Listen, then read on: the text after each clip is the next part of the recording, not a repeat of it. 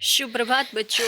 ये आपकी हिंदी की कक्षा है और हिंदी में आपकी अभ्यास पुस्तिका में ये है आपका पाठ नंबर 14। आसमान इतना ऊंचा क्यों है। एक बूढ़ी अम्मा की कहानी थी। आई होप आप लोगों ने ध्यान से अगर पढ़ी होगी तो आप लोगों को पता भी चल गया होगा क्या क्या हुआ था इसमें। जी हाँ, एक बूढ़ी अम्मा थी जिसे साफ़ सफाई का बहुत ध्यान रहता था, बहुत ज़्यादा साफ़ सफाई करती रहती थी और हमेशा झाड़ू ही लगाने में लगी रहती थी और बहुत ज़्यादा धूल उड़ाती थी। तो बात ये उन दिनों की थी जब धरती और आसमान पास पास में ही रहते थे। तो जब भी बूढ़ी अम्मा झाड़ू लगाती थी, धूल उड़ती थी तो बादलों को बहुत परेशानी होती थी। तो परेशान होकर बादलों ने सोचा कि क्यों ना बूढ़ी अम्मा को भी परेशान किया जाए। बूढ़ी अम्मा की साफ़ सफाई ने हमें इतना परेशान कर दिया है, इतनी एलर्जी हो रही है उन्हें, तो उन्होंने बूढ़ी अम्मा को परेशान करने का सोचा।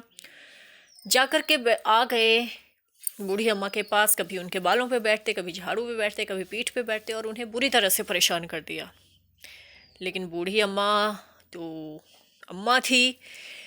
उन्होंने क्या किया, अपना पूरा जोर लगाया, पूरी ताकत लगाई और बादलों को आसमान तक पहुंचाया और उसके बाद जो जोर का धक्का दिया तो बादल जाकर के आसमान और बादल दोनों बस ऊपर ही चलते गए, ऊपर ही चलते गए, ऊपर ही चले गए, कभी वापस नीचे नहीं आए। तो ये रीज़न बताया गया है स्टोरी के according. This is only a story, सिर्फ एक स्टोरी है ये कि आसमान इतना ऊंचा क्यों है, इतने दूर कैसे चला गया आसमान। अब आज आप लोग अपनी अभ्यास पुस्तिका में इसकी जो वर्कशीट्स हैं वो करेंगे। पेज नंबर है ये 63। पेज नंबर 63 से स्टार्ट करेंगे। सबसे पहले है कहानी के पात्र। इस कहानी में कौन कौन थे? पात्र मीन्स करेक्टर, कौन कौन था? तो इसमें बूढ़ी अम्मा, बादल और आसमान, ये मेन चीज़ें हैं इसमें। बादल कहानी कहाँ पर घटी? कहानी घटी बूढ़ी माँ के आंगन में, बूढ़ी अम्मा के आंगन में। वहीं लड़ाई हुई बूढ़ी अम्मा और बादलों की आंगन में, ठीक है। और उसके बाद कहानी की शुरुआत कैसे हुई, तो यहाँ पर आपको पूरी कहानी लिखनी है। कहानी की शुरुआत में क्या हुआ, मध्य में, मिडल में क्या हुआ और अंत में क्या हुआ। कहानी की शुरुआत कैसे हुई? कहानी की शुरुआत हुई बूढ़ी अम्मा से, एक गांव से। एक गांव में एक बूढ़ी अम्मा रहती थी। वे घर की साफ सफाई कर रही थी। जब उन्होंने झाड़ू लगाया तो धूल उड़ी। ये कहानी की शुरुआत है। कहानी के मध्य में क्या हुआ? कहानी के मध्य में बादल और अम्मा की लड़ाई के बारे में आपको लिखना है। धूल बादलों को अच्छी नहीं लगी और बादल अचानक से अम्मा की आंखों के सामने आ गए और अम्मा को अपनी शैतानियों से परेशान करने लगे। अंत में क्या हुआ? परेशान अम्मा ने जोर से बादलों को आसमान तक पहुंचाया और कमाल का धक्का दिया। बादल और आसमान दोनों ही ऊपर गए और कभी वापस नहीं आए। ये कहानी का अंत है। इस तरीके से हर एक पैराग्राफ में आपको 4 to 5 लाइन्स अपने आप लिखनी है। अभ्यास पत्र नंबर 2। दिए गए वर्ण से शुरू होने वाले शब्द लिखकर तालिका भरें। बहुत ही मज़ेदार गेम है, हम लोग बहुत ज़्यादा खेलते थे जब हम लोग छोटे बच्चे थे आपके जैसे। इससे काफ़ी प्रैक्टिस होती है। जैसे यहाँ पे वर्ण दे रखा है, द वर्ण दिया हुआ है। द से आपको किसी व्यक्ति का नाम, वस्तु का नाम और स्थान का नाम लिखना है। तो द से आप लोग लिख सकते हैं जैसे दीपक व्यक्ति का नाम, वस्तु का नाम दवाई लिख सकते हैं और स्थान का